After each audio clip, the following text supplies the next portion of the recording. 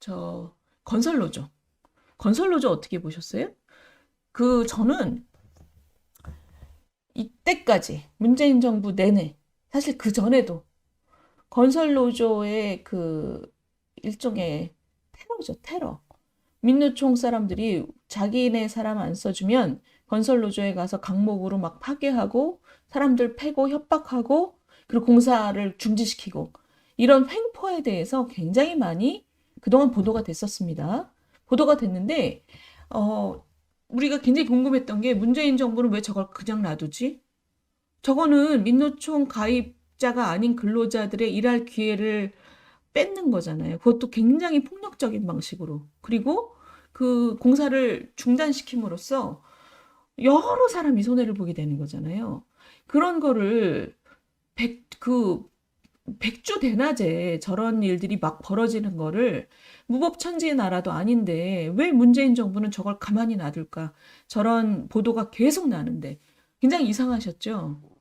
근데 이번에 윤석열 정부 바뀌고 지금 건설 현장에서 나타나는 저런 무법천지를 바로잡겠다라고 나섰습니다. 저는 정말 100% 공감합니다.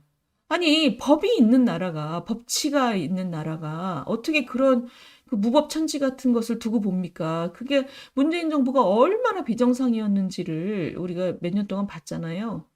근데 지금 윤석열 정부가 저거를 뿌리 뽑겠다라고 나선 것에 대해서 정말 저는 공감합니다. 진짜 잘했다고 생각을 해요. 아마 선생님들도 비슷하게 느끼실 것 같아요. 그렇죠? 네, 건설노조는 들을수록 끔찍합니다. 저도 그랬어요. 지난 5년 동안. 어떻게 저런 일을 두고 볼 수가 있나, 정부가. 그랬는데, 이게 그걸 좀 정상화시키는 것 같습니다. 그래서 아주 반가운 뉴스예요. 건설노조 갑질. 저는 이거 갑질 아닌 것 같아요. 이 정도로 갑질이라고 하진 않죠. 이건 갑질이 아니고, 폭력이죠, 폭력. 폭력과 횡포. 그리고 이 법치국가라는 것을 모욕하는 거죠. 정말 깡패 같은 일들이 벌어져 왔던 것이고, 그것을 정부가 묵인했던 것이고, 이것을 지금 그 한 2주 동안 이런 횡포에 피해를 받은 적이 있느냐, 건설사들한테 아마 설문을 했던 모양이에요. 어마어마한 양의 제보가 들어온 겁니다, 신고가.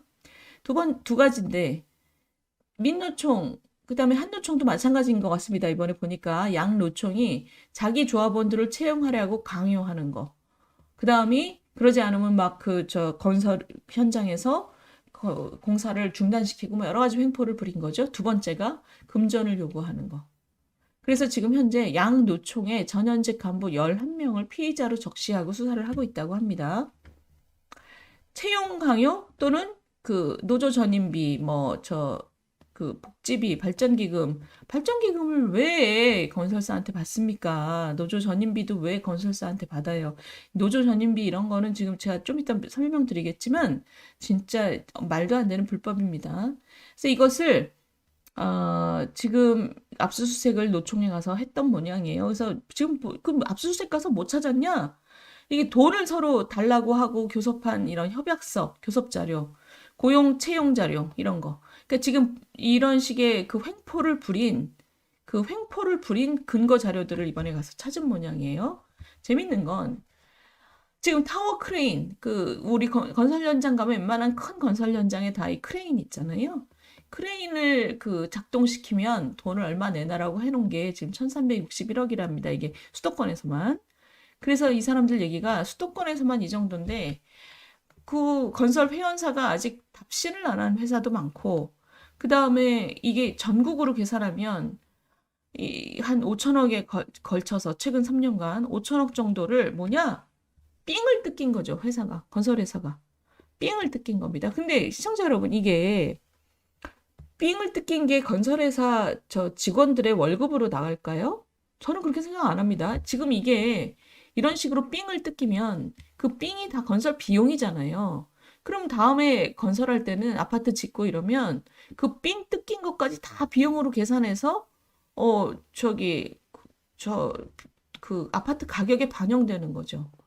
그러면 결국은 국민들이 손해보는 거잖아요. 그 국민들한테 삥을 누가 뜯었냐? 이 민노총하고 한노총이 뜯어간 거죠.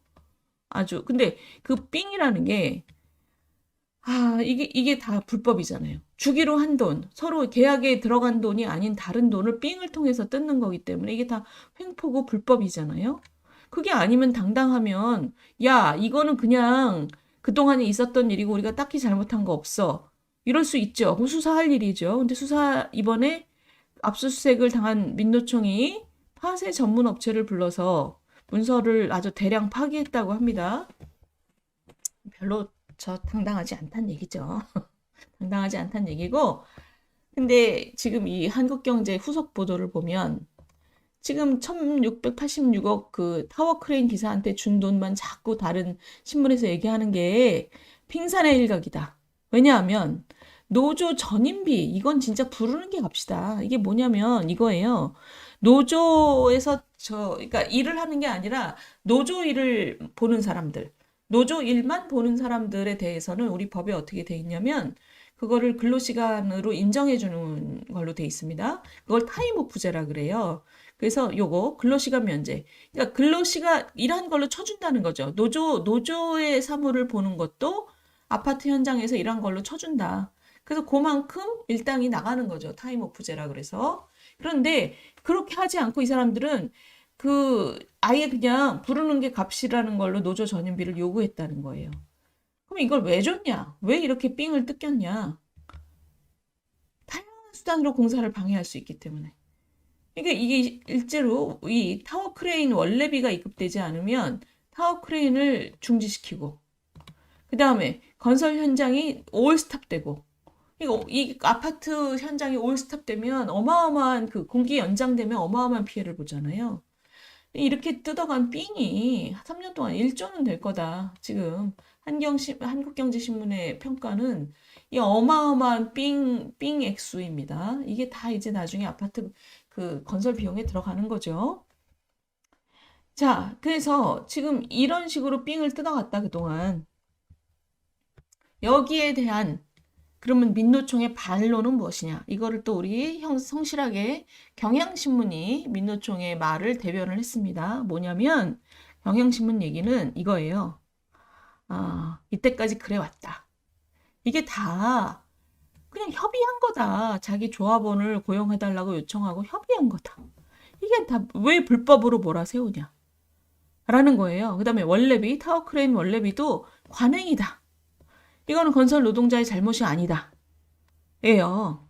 그러면서 마지막에 뭐라 그러냐면 일부에 좀 과한 액수를 달라고 했다는 게 일부의 일탈행위가 있다손 치더라도 노조는 모르는 일이다. 노조는 오히려 원래비를 받지 않는 대신 하지 않아도 될 작업을 시키지 말라고 요구했다. 그리고 그동안 이런 거를 자체 징계해왔다. 예로요. 일부의 일탈을 이유로 모두 노조 불법이라고 규정하는 것은 무리수다. 이렇게 당당하면 왜 대량 파쇄를 했겠습니까? 그쵸? 이 사람들 얘기는 이거잖아요, 지금. 일부 몇 명이 일탈을 한 거지, 우리 노조는 몰라요잖아요. 노조는 오히려 그러지 말라고 그랬다. 그러지 말라고 했던 자료가 있으면 지금 파쇄를 할 이유가 없는 거죠. 그러니까 이게 앞뒤가 안 맞는 겁니다. 앞뒤가 안 맞죠. 그 다음에 두 번째. 우리 노조원 고용을 요청하고 임금 조건을 협의하면서 강목 들고 가서 때려 부쉈다는 건 자기네 노조 가입원이 아닌 근로자들의 피눈물을 흘리게 하는 거잖아요. 이걸 이렇게 당당하게 얘기하는 거는 이 사람들이 현실 감각이 얼마나 없는지를 보여주는 겁니다.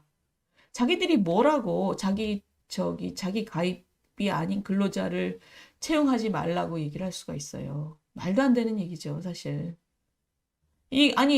그 회사가 보고 건설 현장이 세워지면 회사가 보고 적당한 사람을 채용하는 거지. 자기들이 뭔데 자기 노조 가입이 아닌 사람들을 채용하지 말고 우리 사람 채용하라고 강요를 할 수 있다는 거예요. 말도 안 되는 얘기죠. 그러니까 이 사람들이 지금 굉장히 감각이 떨어지는 겁니다. 이게 수년 동안 정부가 우쭈쭈 해주면서 모든 불법을 눈 감아주니까 이 사람들이 지금 현실 감각이 형편없이 떨어져 있는 거예요. 그러면서 앞뒤가 안 맞는 거짓말을 하는 게 이게 이렇게 당당하면 자기네가 불법 하지 말라고 그렇게 열심히 얘기했으면 정말 파쇄를 왜 했겠어요. 자, 우리 좌한리 선생님 올해는 대한민국 대청소하는 해입니다. 이 강적들 보셨군요. 저도 그렇게 생각합니다. 이게 지금 이래저래 정상화를 시켜야 됩니다. 우리가 법치국가, 이렇게 잘 사는 나라가 전 세계에서 경제 규모가 10등인데 지금 이렇게 잘 사는 나라고 민주주의 역사가 지금 70년이 됐는데 이런 깡패 같은 행포를 정부가 뒷짐지고 묵인하고 있다는 게 이게 정말 불법이죠. 불법 천지죠. 말도 안 되는 일들이 그동안 있었던 거죠. 이거라도 제대로 저는 바로 잡으면 참 중요한 정부 업적이 될 거라고 저는 생각합니다. 음. 예, 김선희 선생님, 좋은 말씀 해주셨어요. 우리 동네 재건축 아파트 공사장에서 새벽부터 주민들 잠도 못 자게 스피커 틀어내는 말도 못하는 고통이 있었습니다. 신고해도 소용없었어요. 김선희 선생님이 말씀하신 이런 게 그동안 얼마나 많이 보도가 됐습니까, 사실. 자기네 저 노조 직원 채용 안 한다고 새벽부터 가서 스피커로 저 횡포 부리고 신고해도 공권력이 전혀 개입을 하지 않고 이런 게 전국의 아파트 현장에 얼마나 많았습니까? 말도 안 되는 일들이 벌어졌던 거죠. 맞습니다. 맞습니다. 음, 우리 김선희 선생님 잘 말씀해 주셨어요. 지난 5년간 이런 그 괴로움을 아무 상관없는 동네 아파트 주민들이 얼마나 많이 겪었습니까? 새벽부터. 정말 새벽부터 와서 스피커를 크게 틀어놓고 말도 안 되는 일이 있었어요. 자, 우리 오늘 제일 중요한 뉴스로 넘어가겠습니다. 이거에 대해서 우리 저 대통령실은 이게 무슨 노조 탄압이냐, 사법 시스템을 정상화시키는 거다. 저도 그렇게 생각합니다. 그리고 영세 노동자를, 민노총에 가입하지 않은 영세 노동자들을 왜 희생시키냐. 정말 저는 적합한 코멘트라고 생각합니다. 지금 민노총이 건설 현장 장악해서 일하고 싶은 비노조원을 일 못하게 하는 게 이게 무슨 법치국가냐. 저는 정말 맞다고 생각하고 정상화, 많은 논란이 다른 거는 있을 수 있지만 이것만큼은 저는 별 논란이 있을 여지가 없다고 생각합니다. 정상화 시켜야 됩니다. 가장 약한 사람들이 제일 피해보는 이게 지금 건설 현장에서 이 막일하시는 분들이 서로 다 힘든데 민노총에 가입했다는 이유만으로 다른 사람들을 이렇게 못 살게 군다는 건 말도 안 되죠. 그 인근의 주민들을 못 살게 구는 것도 말도 안 되지만